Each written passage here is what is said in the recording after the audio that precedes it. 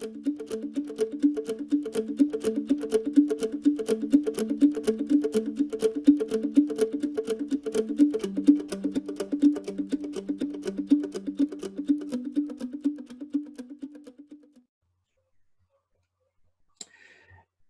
everybody. Welcome to the Voice of Alberta. I'm Cage Scott.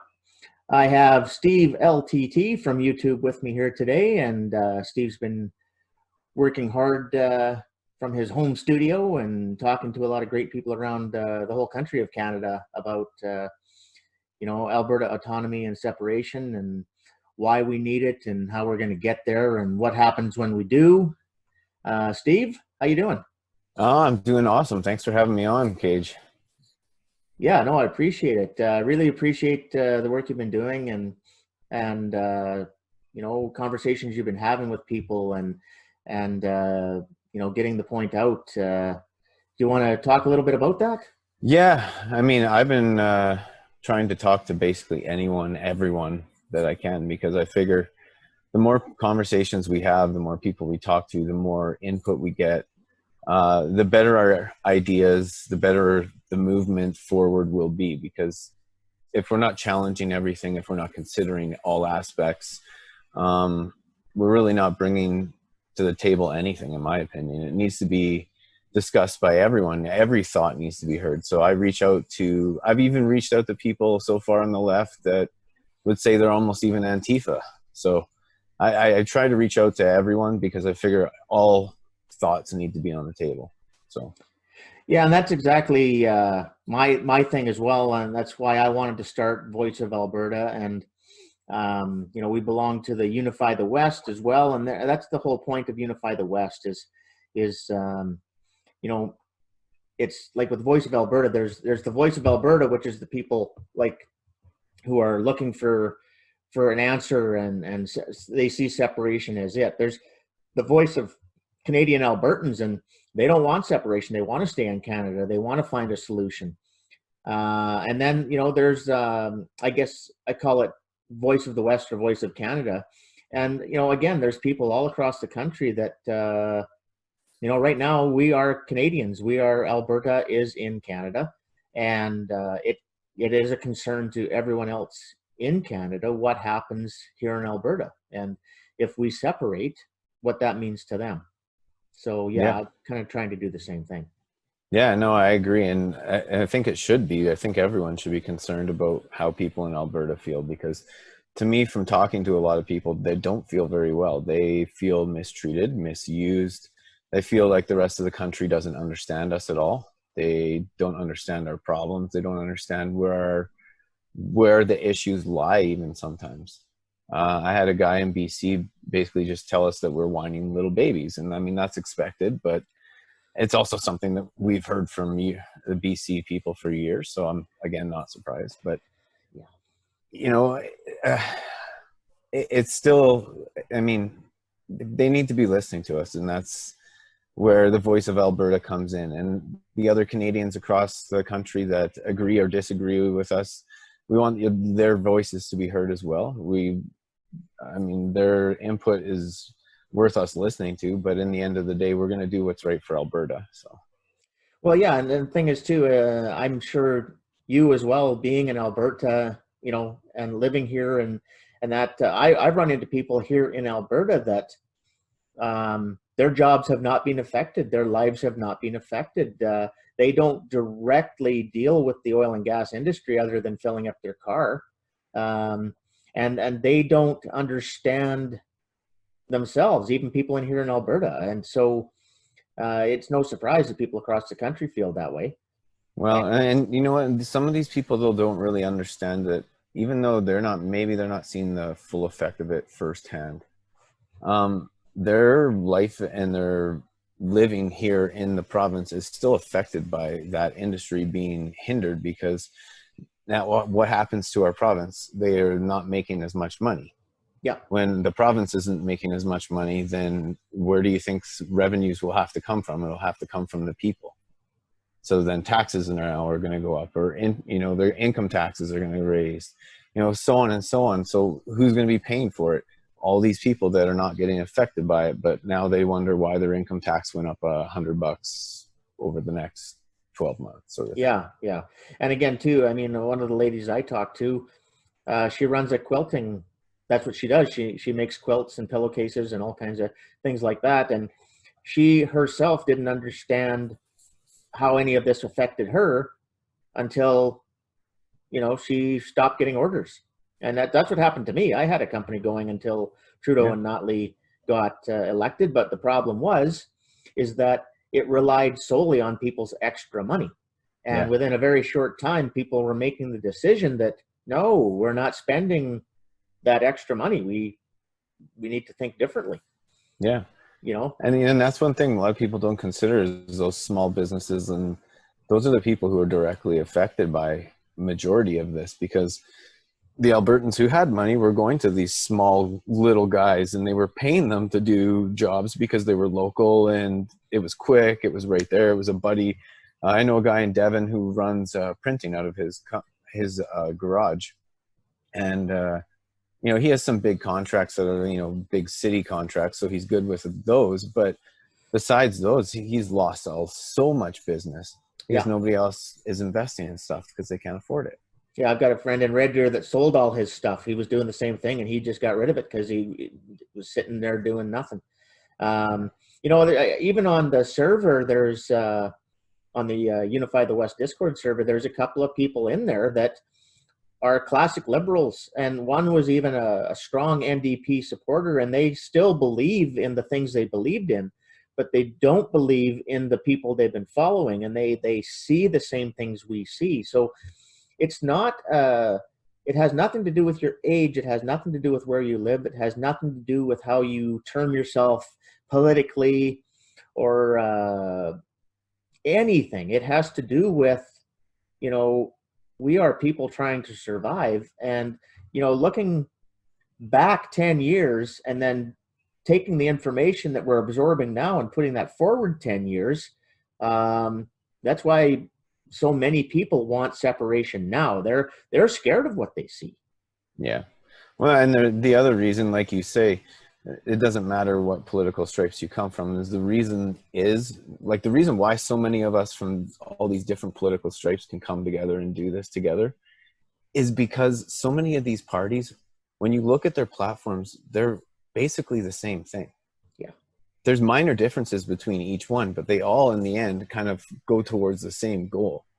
Yeah. And that's why it's so easy for all of us to come together, because there's so many things in each party that all of us can agree on, right? Regardless of which one you're voting for, there's parts of each party that somebody finds, that we all would agree with.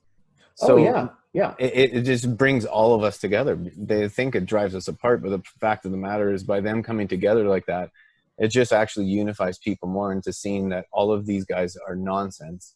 They're providing you nonsense options. They're not giving you a good option for yourself, for Alberta, for the country.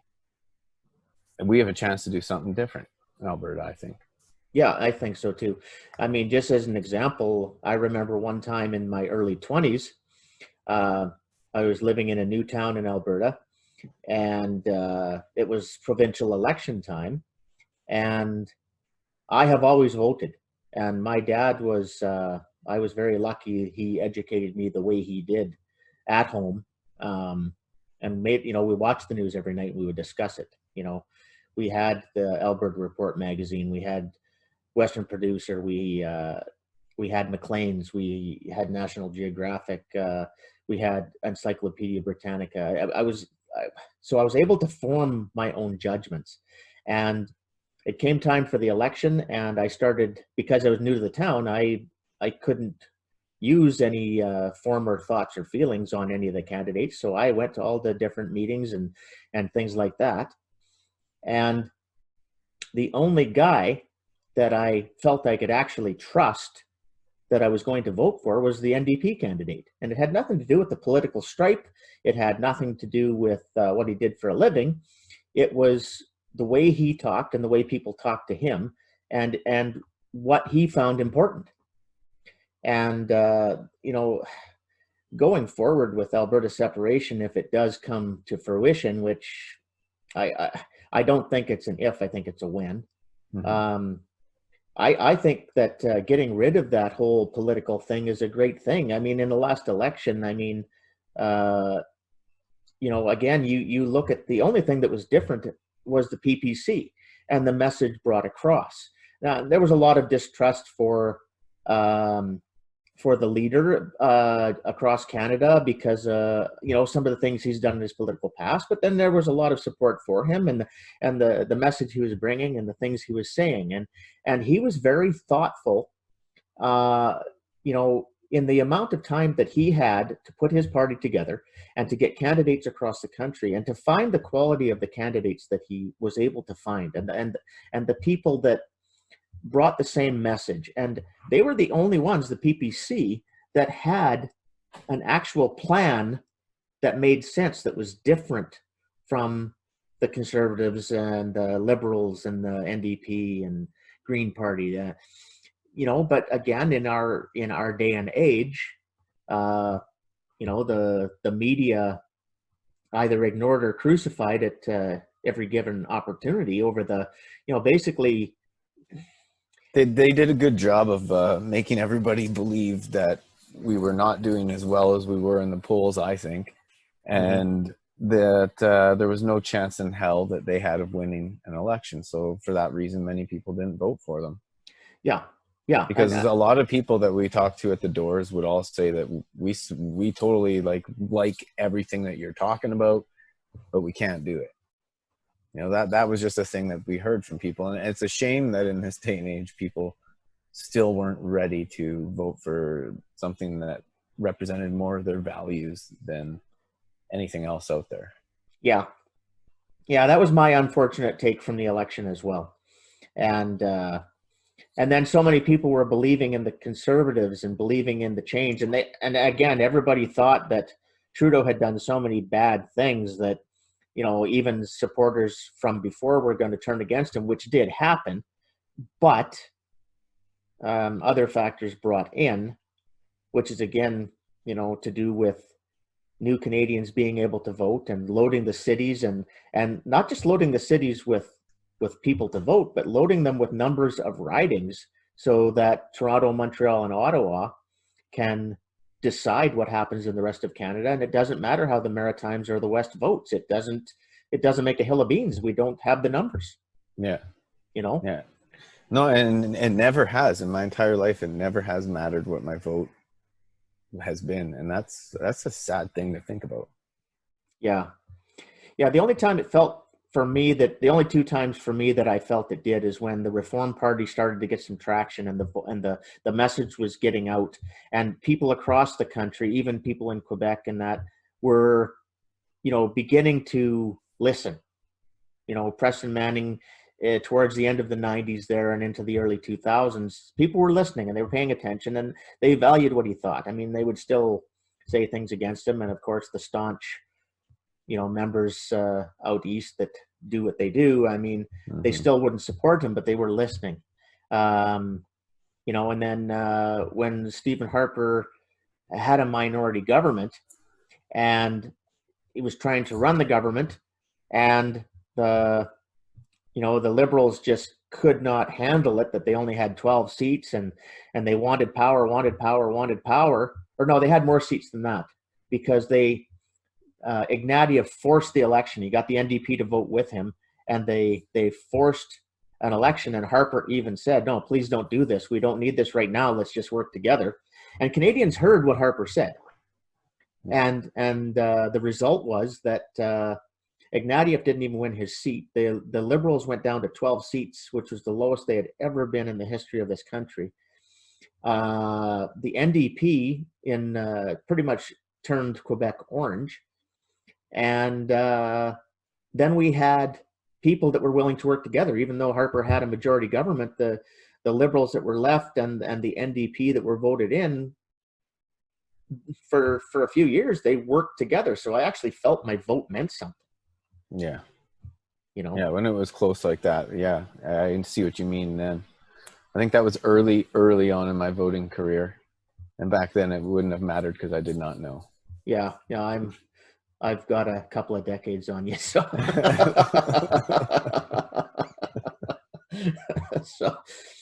But yeah, no, and I think I really appreciate you doing this talk with me today, because people are starting to get to know you on YouTube, and you do have a voice on some of the other platforms like Facebook, etc.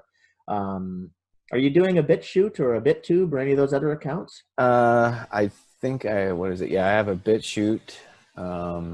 I don't go on there very often, and I'll tell you the truth, it's just there in case I need to start mass putting videos somewhere because they're deleting them. Right. But YouTube is where most of my videos are. So Steve L -TT.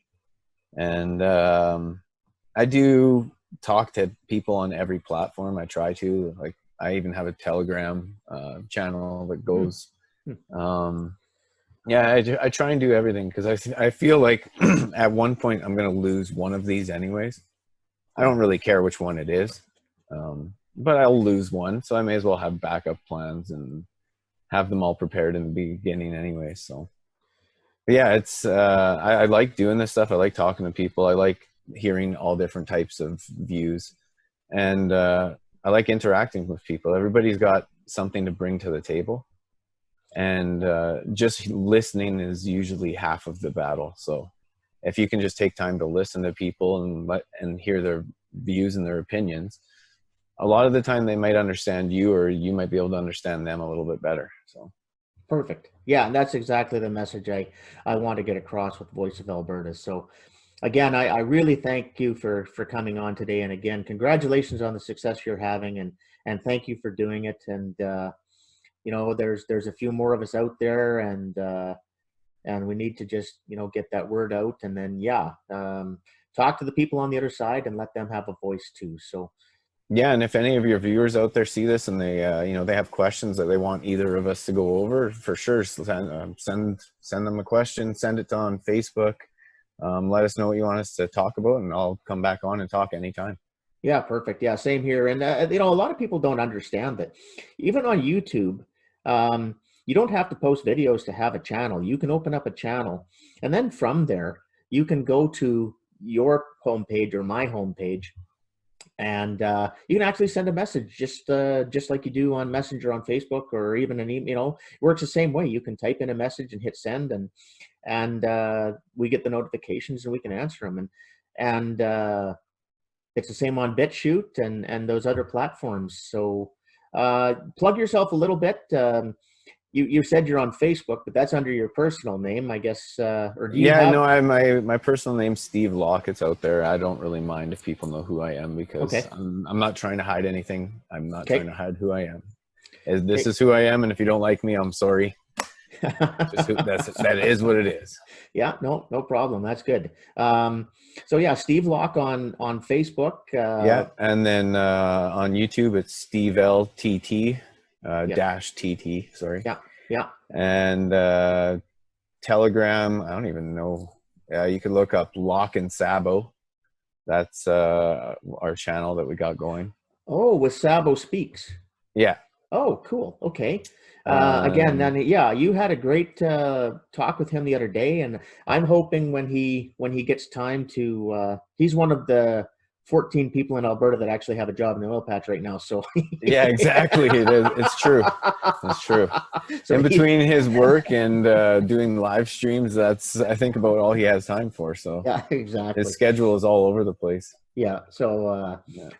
I haven't had a personal conversation with him, but I hope to. And when he has time, and he's trying to do the same thing we are. He's got a channel going, and I believe he's on Twitter as well. If I'm not. Yeah, he's on Twitter as well. I Yeah. think it's at the Sabo Speaks. Yeah. And I'm on Twitter as well. Don't Stop Learning one. Oh yeah, right. Yes, that's right. Yeah. Yeah, we're friends on Twitter too. I'm Rage in the Cage, Yeah. Yeah. which is my other personal channel here on YouTube. But no, it's good. I think we're making headway. I really do.